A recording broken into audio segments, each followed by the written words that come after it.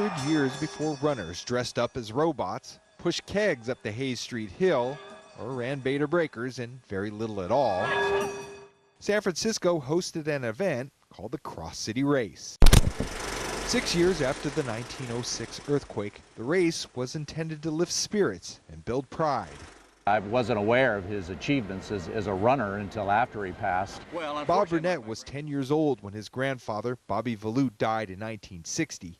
It was only while rummaging through his grandmother's scrapbook that he discovered his grandfather's connection to that very first race.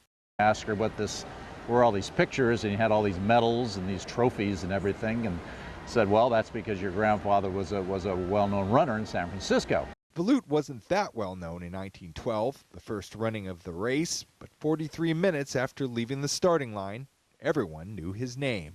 He won this thing, and nobody knew who he was except for the extreme locals. You know, wearing a baseball cap backwards, and ran his way up there and finished in 43 minutes and 10 seconds. The dog-eared pages of that scrapbook bring to life the early days of the race. There's Veloute sprinting to victory in 1912, and again a year later. He won in 1913, and he beat the same gentleman, Oliver Millard. I mean, they're really, really good friends, and they've got a great photo of the two shaking hands in these outrageous suits. Burnett recalls his grandfather as the ultimate sportsman. He still thinks of the time he turned down an invitation to watch his grandpa bowl. I can still remember to this day. Look at me, he goes, Bobby, he says, there's more to sports than just participating in it. It's watching people do their best. He has incredible stories about his grandfather, who's really one of the founders of this race and who helped build a San Francisco tradition. The Cross City Race became Beta Breakers in 1964.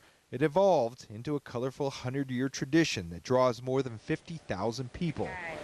Burnett, who along with his family will run this year's race for the first time, says his grandfather would have approved.